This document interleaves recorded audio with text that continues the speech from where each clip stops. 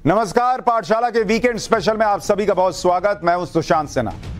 पाठशाला का weekend special, जहां मैं वो चैप्टर लेकर आता हूं जो बहुत वायरल हो रहे होते हैं या आप में से कई लोगों ने उन चैप्टर्स को फिर से देखने की डिमांड की होती है। वीकेंड स्पेशल में आज आपको दिखाऊंगा वो चैप्टर जिसमें पुतिन और बाइडेन एक साथ किचन में कुछ पकाते दिख रहे हैं, जिसके बाद सवाल किए जा रहे हैं कि क्या रूस और यूक्रेन युद्ध खत्म होने वाला है। इसकी सच्चाई क्या है, आइए देखते हैं। आजकल एआई यानी आर्टिफिशियल इंटेलिजेंस के बारे में आप खूब सुन रहे हैं। चैट जीपीटी जैसे आर्टिफिशियल इंटेलिजेंस के टूल के बारे में पाठशाला में मैंने आपको बताया था। ये सारे आर्टिफिशियल इंटेलिजेंस के टूल्स ऐसे ऐसे काम करते हैं जो आपको हैरान कर देंगे। आज आपको आर्टिफिशियल इंटेलिजेंस की उस ताकत के बारे में बताऊंगा जिससे दुनिया में हंगामा मच सकता है, तबाही आ सकती है, बड़े युद्ध हो सकते हैं। और ये वो ताकत है जो असंभव को संभव भी बना रही है। ये दुनिया का सबसे खतरनाक हथियार है जिसमें बिना गोली, बिना धमाके के काम हो जाएगा।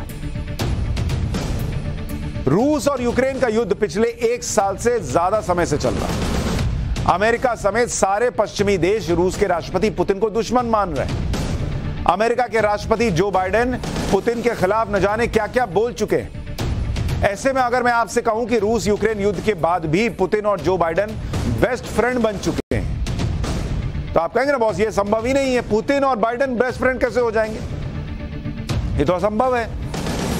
लेकिन जब पुतिन और बाइडेन की दोस्ती वाली तस्वीरें आप देखेंगे तो दंग रह जाएंगे। अब जरा इन तस्वीरों को देखिए। पुतिन और बाइडेन किचन में खड़े दिख रहे हैं, दोनों हंस रहे हैं, दोनों नेता किचन में कुछ पका रहे हैं, एक दूसरे से हंसी ठट्टा कर रहे हैं, मजाक चल रहा है, प्लेट में खाना लेकर बातें कर रहे हैं।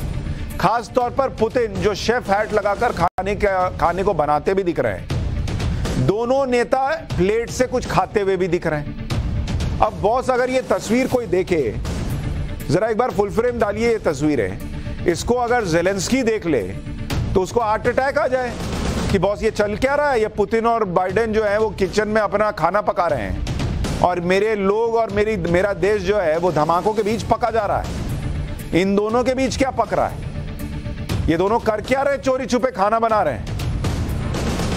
इन तस्वीरों को देखकर क्या कोई ये कहेगा कि पुतिन और बाइडेन एक दूसरे को फूटी आंख नहीं पसंद करते, जबकि इन तस्वीरों में दोनों ऐसे दिख रहे हैं जैसे पुरानी हिंदी फिल्म में जो कुंभ के मेले में भाई नहीं बिछड़ जाते थे, वैसे दिख रहा है। पुतिन और बाइडेन की दोस्ती की कुछ और तस्वीरें आपको दिखाता हूं। इन तस्वीरों में व्लादिमीर पुतिन और जो बाइडेन समुद्र के किनारे दिख रहे हैं। बीच पर दोनों नेता बच्चों की तरह रेत के किले बना रहे हैं।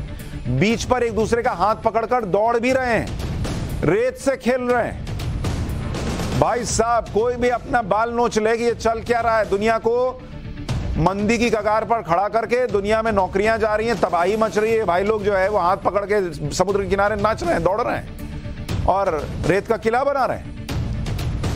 पुतिन और बाइडेन की ये तस्वीरें दुनिया भर में वायरल हो गई। लोगों के मन में सवाल खड़ा हो रहा है कि रूस यूक्रेन युद्ध के बीच में इस तरह की तस्वीरें आई कहां से। मैं आपको बताता हूं, ये तस्वीरें सच्ची नहीं है, ये तस्वीरें धोखा है। आर्टिफिशियल इंटेलिजेंस यानी एआई के मदद से बनाई गई तस्वीरें हैं। यानी पुतिन और जो बाइडेन मिले ही नहीं हैं। लेकिन एआई की तकनीक इतनी जबरदस्त है कि ऐसी ऐसी तस्वीरें बना दी उसने जिससे ऐसा लग रहा है कि पुतिन और जो बाइडेन साथ में छुट्टियां मना रहे हैं।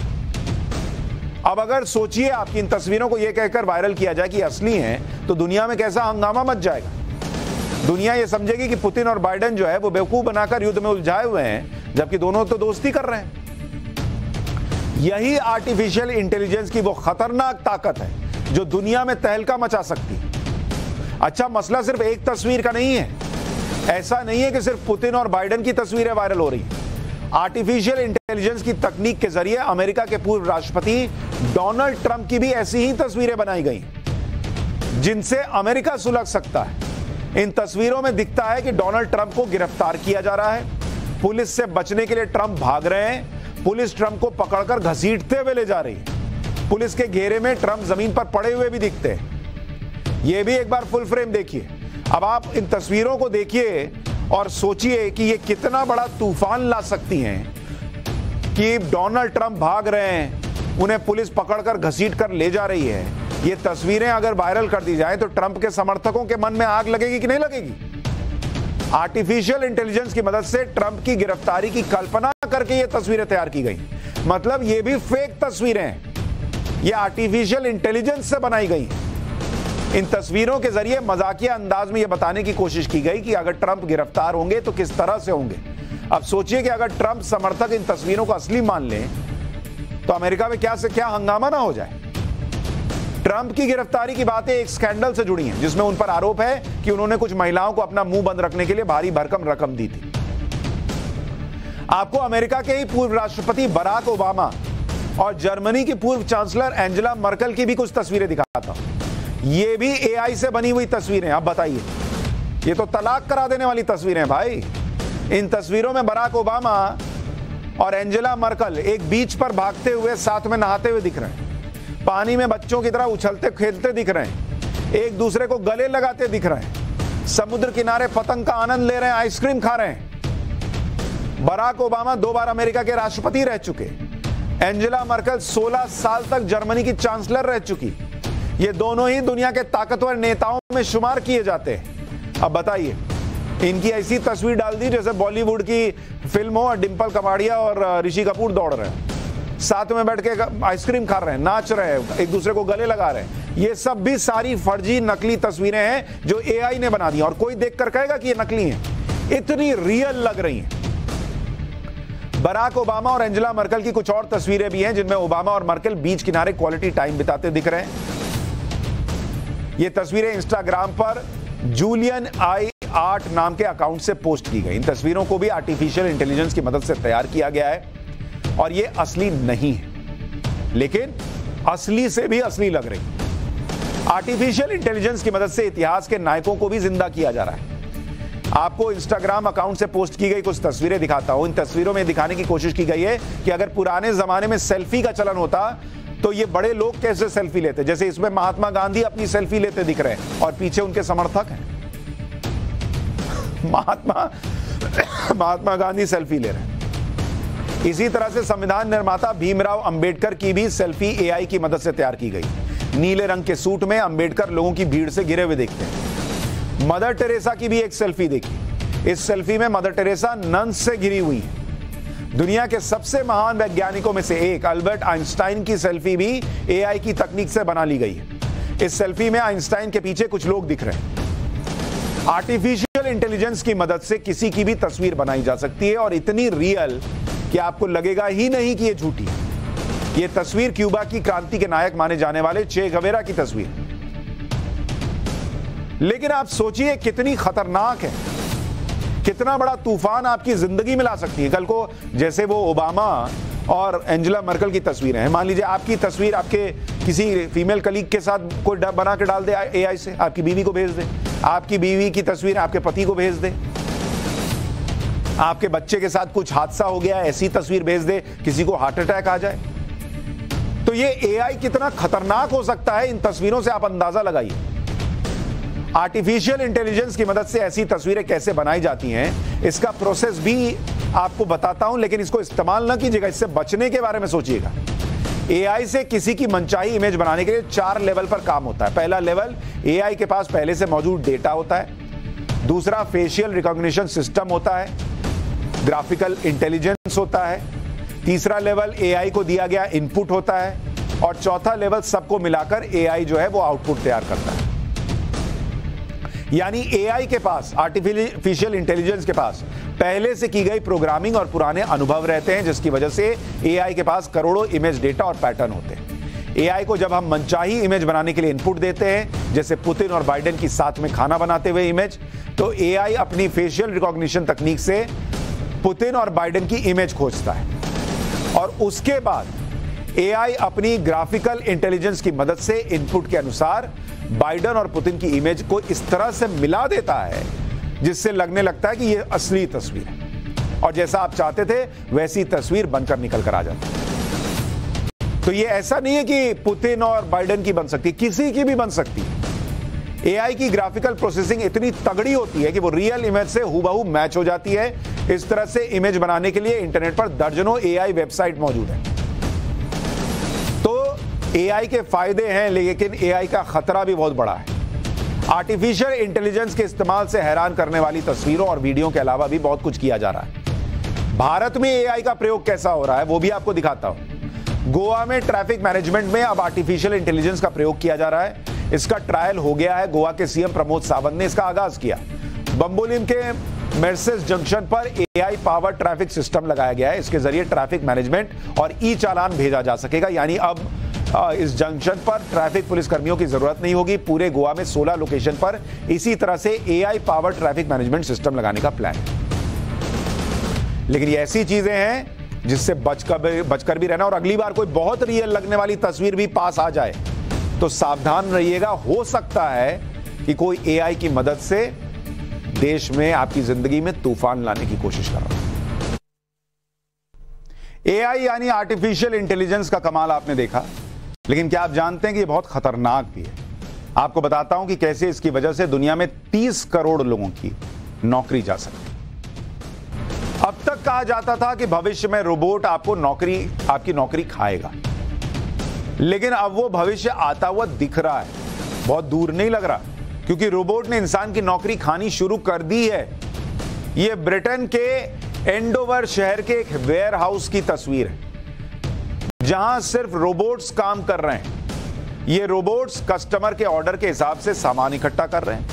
इन ब्लॉक्स के अंदर कैटेगरी के हिसाब से अंदर राशन, कपड़े, electronic item, food product, cosmetic product और रोजमर्रा के सामान रखे हैं, जो लिफ्ट की मदद से ऊपर आते हैं, जिन्हें इनके ऊपर चल रहे रोबोट्स पिक करते हैं। ये पूरा सिस्टम एआई यानी आर्टिफिशियल इंटेलिजेंस से ऑपरेट होता है।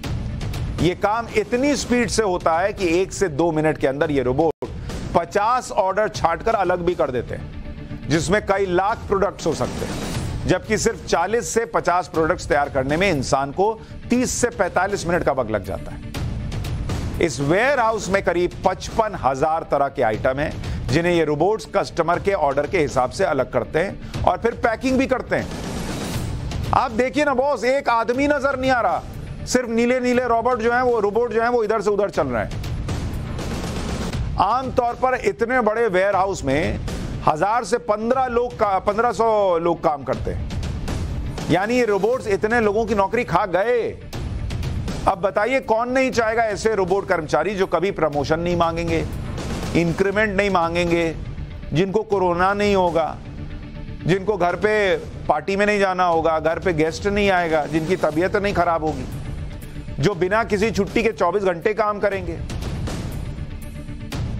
ग्लोबल एजेंसी गोल्डमैन सैक्स की रिपोर्ट्स के मुताबिक एआई तकनीक की वजह से करोड़ों लोगों की नौकरी जाने वाली है। यह भविष्य दुनिया भर का भविष्य दिखा रहा है। यह तस्वीरें दुनिया भर का भविष्य दिखा रही है। जो गोल्डमैन सैक्स की रिपोर्ट है उसके मुताबिक अमेरिका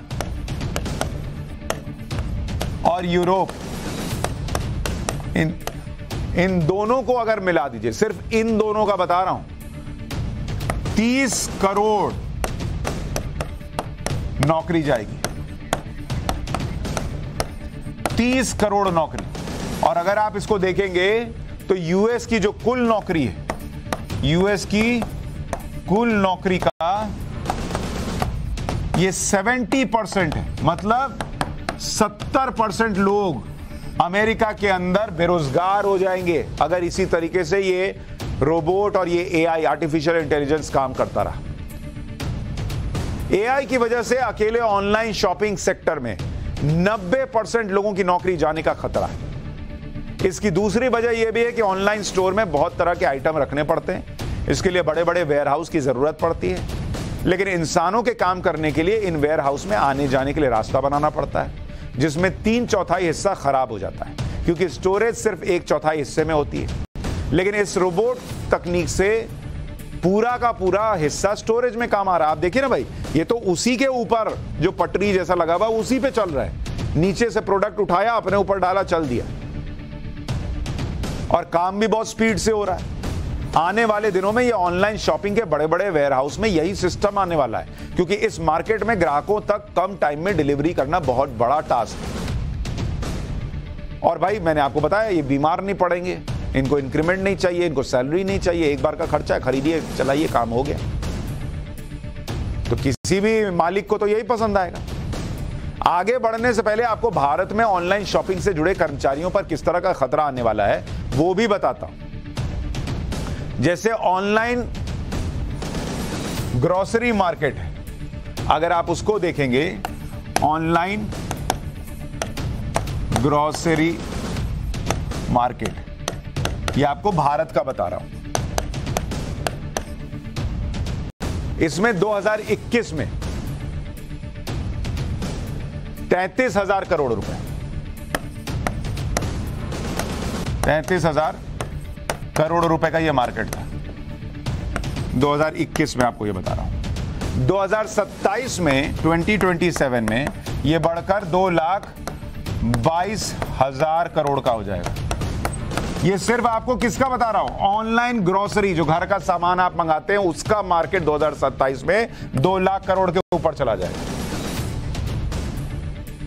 और कर्मचारी जो इसमें लगेंगे, अगर आप देखेंगे तो कर्मचारी कितने लगेंगे, 14.5 लाख कर्मचारी लगेंगे अगर आपको बिजनेस को यहां ले जाना है। पैकेजिंग में आप देखिए कितने कर्मचारी लगेंगे, 4.5 लाख लगेंगे इस पैकेजिंग के लिए, और डिलीवरी के लिए 10 लाख। अब जो कंपनी चलाने वाला है उसको तो यह दिखेगा कि मुझे 2,22,000 करोड़ का बिजनेस करना है, तो 14.5 लाख कर्मचारियों को सैलरी भी देनी होगी, पीएफ भी देना होगा, उनका खर्चा भी उठाना होगा। अब उसके दिमाग में अगर ये रोबोट और एआई घुस गया तो उसको लगेगा कि ये तो पैसा बच सकता है बॉस, एक बार पैसा लगा दो रोबोट में। भारत में ऑनलाइन शॉपिंग करने वाले ग्राहकों की संख्या बहुत तेजी से बढ़ रही है। बड़े बड़े इंटरनेशनल ब्रांड्स अब शोरूम के बजाय ऑनलाइन डिलीवरी पर ज्यादा फोकस कर रहे हैं, इसलिए इस सेक्टर में रोबोट्स की मांग भी बढ़ रही है। पैकेजिंग में तो आपने इंसानों की नौकरी खाने वाले रोबोट्स देख लिए। डिलीवरी सेक्टर में आने वाले संकट के बारे में भी बताता हूं। जो लोग सोच रहे हैं कि अरे डिलीवरी तो हम ही ना करने जाएंगे, और कौन करेगा। दुनिया की सबसे बड़ी ऑनलाइन शॉपिंग कंपनी में से एक अमेज़न अब ड्रोन से सामान सप्लाई करने की तैयारी कर रही है। देखिए ड्रोन उड़ रहा है, सामान लेके जा रहा है। अब सप्लाई कौन करेगा, ड्रोन। तो फिर आप क्या कीजिएगा।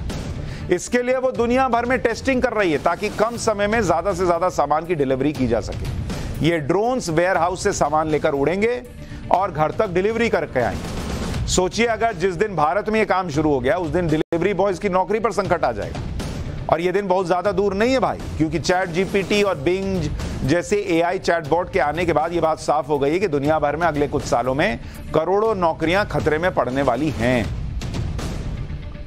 ऑक्सफोर्ड की एक रिसर्च कहती है कि अगले 10 साल यानी 2033 तक आर्टिफिशियल इंटेलिजेंस अलग अलग सेक्टर में करीब 8.5 करोड़ नौकरी खा जाएगा। जैसे मैंने आपको पहले बताया था कि अगर आप देखिएगा कि एआई नौकरी किसकी किसकी खा सकता है। जो लोग सोच रहे हैं ये तो सिर्फ कुछ चीजों से जुड़ा हुआ मामला है, एआई नौकरी खाएगा, इसको लेकर रिपोर्ट कहती है, जानकारी कहती है, रिसर्च कहती है कि जो कैशियर होते हैं 63% कैशियर्स की नौकरी कौन खा सकता है, AI artificial intelligence. Driver 51% drivers की नौकरी खा सकता है आर्टिफिशियल इंटेलिजेंस। भाई ऐसी सी गाड़ियां बन रही हैं, ड्राइवरलेस कार बन रही हैं, जरूरत ही नहीं है ड्राइवर की, फिर आप क्या कीजिएगा। ट्रांसलेटर यानी जो ट्रांसलेट करके देता है 42%। ऐसे चैट जीपीटी वगैरह आ गए, वो 2 मिनट में ट्रांसलेट करके दे रहे हैं। क्लीनर जो सफाई करते हैं उनकी नौकरी पर खतरा है, 21% क्लीनर्स की नौकरी जा सकती है। जो होटल में वेटर होते हैं 17% उनकी नौकरी जा सकती है। यहां नोएडा आप चले जाइए, नोएडा में एक खुला हुआ है रेस्टोरेंट जहां वो रोबोट जो है उसके हाथ में ऐसा ट्रे जैसा है, वो उसकी पटरी जैसी बनी हुई है, वो ऐसे लेके आता है और आप सामान रख के चला जाता है। तो ये इस तरह की हालत है। जिन लोगों को इस बात पर भरोसा नहीं हो रहा उन्हें मैं एक ड्राइवरलेस रोबो टैक्सी दिखा देता हूं। ये अमेज़न कंपनी की रोबो टैक्सी है जिसे कोई ड्राइवर नहीं बल्कि एआई यानी आर्टिफिशियल इंटेलिजेंस चला रहा है। ये टैक्सी ऑफिस कैंपस में अपने कर्मचारियों को एक जगह से दूसरी जगह ले जाती है। इसका दूसरा पहलू यह भी है कि आने वाले समय में एआई सेक्टर में नौकरियों की सबसे ज्यादा उम्मीद है। भारत में पिछले महीने फरवरी तक एआई सेक्टर में 45,000 जॉब की वैकेंसी थी। इसमें डेटा साइंटिस्ट और ML engineer, machine learning engineer की सबसे ज्यादा डिमांड है। इसलिए इस सेक्टर में अपनी एजुकेशन के बारे में सोचिए, करियर बनाने का विचार कीजिए। लेकिन हर कोई अब एआई इंटेलिजेंस के लिए तो काम नहीं कर सकता ना, या इतना उसी दिशा में पढ़ता हो, ऐसा तो हो नहीं सकता। तो एक खतरा है जो आने वाले वक्त में लोगों की सहूलियत बढ़ाएगा तो कईयों की नौकरी भी खा सकता है। ये एक टेंशन हो रही है। लेकिन अब बात पाठशाला में पाकिस्तान के चैप्टर की, जहां रमजान के पवित्र महीने में लोग रोजा खोलने के बारे में भी सोच कर रो दे रहे हैं। उनको इस बात की चिंता है कि रोजा खोल तो लेंगे लेकिन खाएंगे क्या।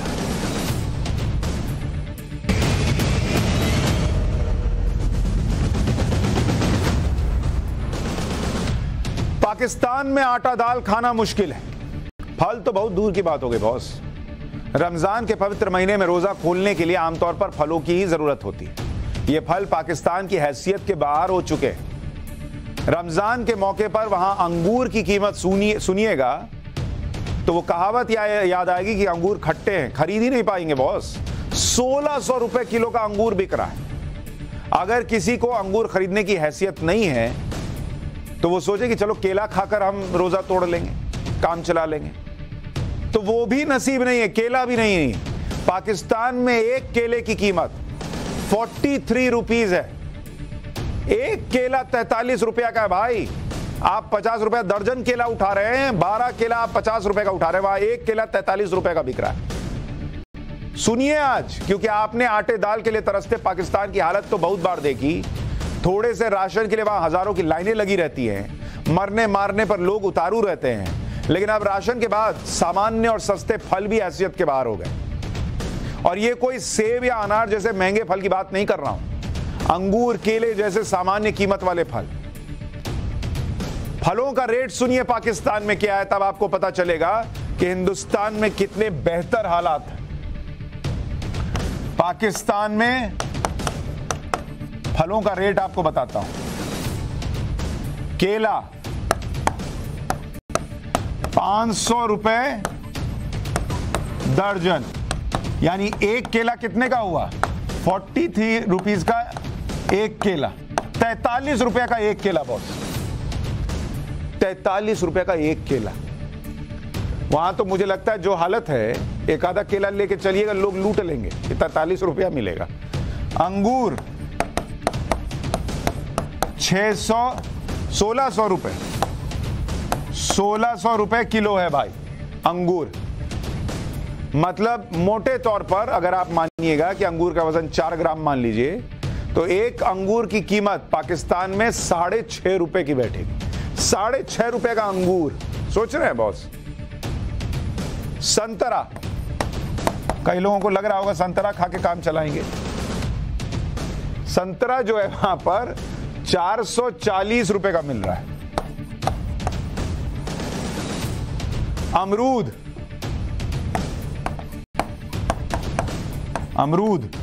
अमरूद की कीमत इस वक्त पाकिस्तान में है 350 रुपए किलो। अच्छा, खजूर, लोग रोजा रखते हैं तो खजूर खाते हैं, इससे ताकत मिलती है। ये खजूर बिक रहा है वहां 1000 रुपए किलो। तो इतना महंगा बिक रहा है कि लोग टेंशन में, गुस्से में कह रहे हैं, खजूर क्या बेच रहा है तू, इतना पैसा कहां से लाऊं मैं। फलों की महंगी कीमत देखकर लोग सोशल मीडिया पर लिख रहे हैं, पाकिस्तान में सब्र का फल महंगा होता है। इतनी कीमत देखकर रोजा रखने से पहले कई बार सोचना पड़ेगा भाई कि इफ्तारी या सहरी के समय खाऊंगा क्या, क्योंकि आटे के लिए अभी भी मारामारी चल रही है। फल हैसियत से बाहर है। आगे बढ़ने से पहले आपको पाकिस्तान का एक वीडियो दिखा देता हूं, जिससे पाकिस्तान की हालत पता चलेगी। वहां राशन के लिए मची लोगों की भगदड़ से 4 बुजुर्गों की मौत हो गई, इसमें एक महिला भी थी। ये वीडियो खैबर पख्तूनख्वा का है, जहां एक पैकेट आटे के लिए लगी लाइन में हालात इतने बिगड़ गए कि भगदड़ मची, लोग घायल हो गए। 4 लोगों की मौत पर पुलिस का कहना है कि लोग थकान की वजह से, चक्कर आने की वजह से मर गए। जरा देखिए।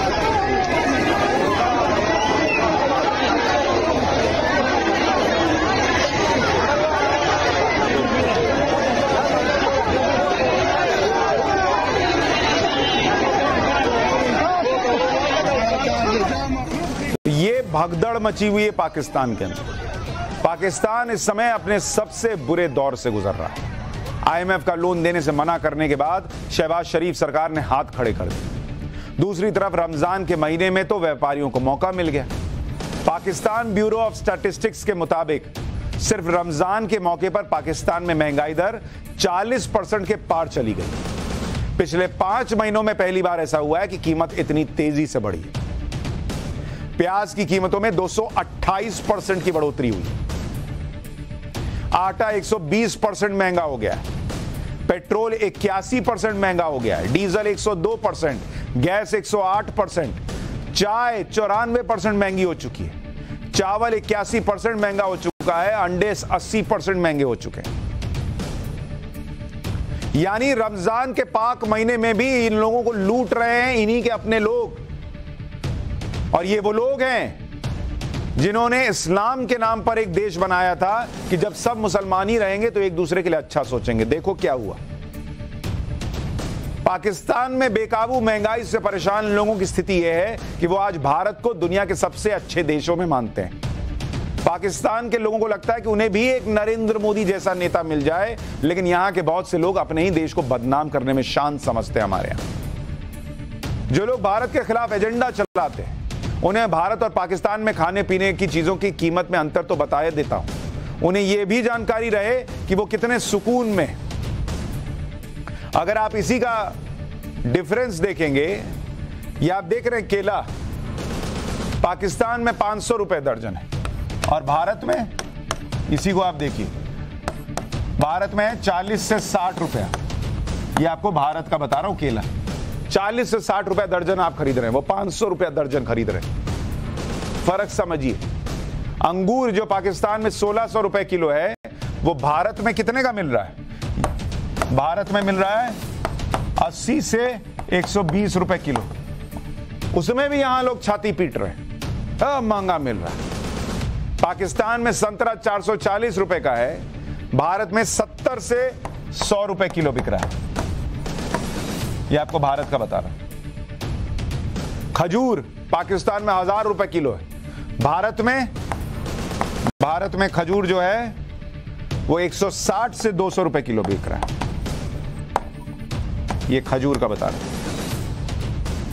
तो आप जब रमजान में रोजा रख रहे हैं तो ये मिल रहा है आपको सेक्युलर हिंदुस्तान। और इस्लामिक पाकिस्तान में क्या हो रहा है वो देखिए। ये तो हुई रमजान के मौके पर पाकिस्तान में महंगाई की बात। अब आपको बताता हूं कि पाकिस्तान की सरकार ने हज जाने वाले तीर्थयात्रियों पर कैसे टैक्स बढ़ा दिया। पिछले साल तक पाकिस्तान में हज का जो पैकेज था वो 8,26,528 रुपए था, लेकिन इस बार इसको बढ़ाकर 11,75,000 रुपए कर दिया गया, यानी सीधे 3.5 लाख रुपए का जंप है। इसके अलावा हज यात्रियों के खाने पीने की चीजों में 100% की बढ़ोतरी कर दी गई। 38 दिनों के खाने पीने का खर्च पिछले साल तक 53,440 रुपए था, अब बढ़कर 1 लाख रुपए के आसपास है। मक्का में रहने का खर्च भी 70% बढ़ा दिया गया है। मदीना में रहने का खर्च 37,000 रुपए से बढ़कर 78,000 रुपए कर दिया गया है। ट्रांसपोर्ट का खर्चा 61,000 रुपए हो गया है। और ऐसा करने के पीछे पाकिस्तान की सरकार 2 वजह बता रही है। पहला, सरकार के पास फॉरेन एक्सचेंज रिजर्व नहीं है। दूसरा, महंगाई की वजह से बहुत से पाकिस्तानी हज यात्रा पर नहीं जाएंगे, इसलिए उनका कोटा विदेशों में रहने वाले पाकिस्तानी नागरिकों को दिया जाएगा ताकि उनसे टैक्स के नाम पर मोटा पैसा वसूल किया जा सके। सोचिए, जिस जिन्ना ने धर्म के आधार पर देश के टुकड़े करवाए और पाकिस्तान को इस्लामिक कंट्री बनाया, आज वहां के लोग हज यात्रा नहीं कर पा रहे, जबकि भारत में रहने वाले मुसलमानों के लिए मोदी सरकार खर्चा कम करने की कोशिश कर रही है। जहां आरोप लगता है कि मुसलमानों को दबाया जा रहा है हिंदुस्तान में, उस हिंदुस्तान में नरेंद्र मोदी मुसलमानों की हज यात्रा को सस्ता कर रहे हैं। और पाकिस्तान में क्या हो रहा है आप देखिए। अगर आपको पहले भारत का बताऊं, ये हज यात्रा का बता रहा हूं। भारत में 50,000 रुपए कम किए गए। किसने? नरेंद्र मोदी ने कर दिए, जिन पर आरोप है कि मुसलमानों को यहां पर जो है प्रताड़ित किया जा रहा है, हिंदू राष्ट्र बन रहा है। वहां 50,000 रुपया हज यात्रा में सीधे घटा दिया गया। हज यात्री का जो कोटा है वो बढ़ाकर 1.75 लाख कर दिया गया। अब महिलाएं भी हज पर जा सकती हैं, अकेले जा सकती हैं। और इसमें आप देखिए 1.75 लाख इंटू 50,000 कर दीजिएगा तो इतना पैसा सरकार का जा रहा है। यानी सरकार को नुकसान कितना का हो रहा है? सरकार का नुकसान है 875 करोड़ का, 875 करोड़ का। लेकिन भारत में हज यात्रियों को वो फायदा पहुंचाया जा रहा है। और इस्लामिक कंट्री पाकिस्तान में हज यात्रा देखिए, हज कोटा वहां कितना है? वहां है 1.79 लाख, हमारे यहां 1,75,000, वहां 1,79,000, बस इतने का फर्क है। उसमें भी इन्होंने बेच दिया, कोटा ट्रांसफर कर दिया, 90,000 कोटा ट्रांसफर कर दिया। किसको? पाकिस्तान से बाहर रहने वाले पाकिस्तानियों को, कि तुम पैसा लाओ, ये लोग से तो आटा दाल नहीं खरीदा जा रहा, ये क्या पैसा खर्चा करेंगे। ऊपर से टैक्स बढ़ा दिया 3.5 लाख रुपया। हमारे यहां छूट मिल रही है 50,000 की हज यात्रा के लिए, वहां 3.5 लाख रुपया जोड़ दिया। और उससे कमाई कितनी कर ली? 3,150 करोड़ रुपए हज के यात्रा से कमा रहे हैं ये लोग। मात्र 3,000 रुपए की कमाई है, लेकिन बावजूद इसके हज की यात्रा में 3.5 लाख रुपए का टैक्स बढ़ा दिया इन्होंने, और 90,000 तो दूसरों को बेच दिया। ये इस्लामिक कंट्री का हाल है। और जिस देश में मुसलमानों की हज यात्रा के लिए 50,000 रुपए घटा दिए गए, उस देश में कहा जाता है देखो मुसलमानों को प्रताड़ित किया जा रहा है। ये मुसलमान भाई देखें, ये सब आंखें खोल के देखिए कि हिंदुस्तान में कितनी बेहतर स्थिति में हम रह रहे हैं। पाकिस्तान में हज यात्रा का खर्चा बढ़ाने के पीछे शहबाज सरकार की 2 वजह है। पहली, सरकार के पास फॉरेन एक्सचेंज रिजर्व नहीं है, और दूसरा, महंगाई की वजह से पाकिस्तानी हज यात्रा पर नहीं जाएंगे, तो सोच रहे कि कोटा किसी और को देते हैं। लेकिन आप इस बात को समझिए, ये बातें मैं आज इसलिए बता रहा हूं कि रमजान के पाक महीने में जब आप बैठे हैं तो आप ये समझें कि किस पर ऊपर वाले की नेमत बरस रही है और किसकी नीयत साफ नहीं थी, इसलिए आज वो लोग दाने दाने को मोहताज हैं।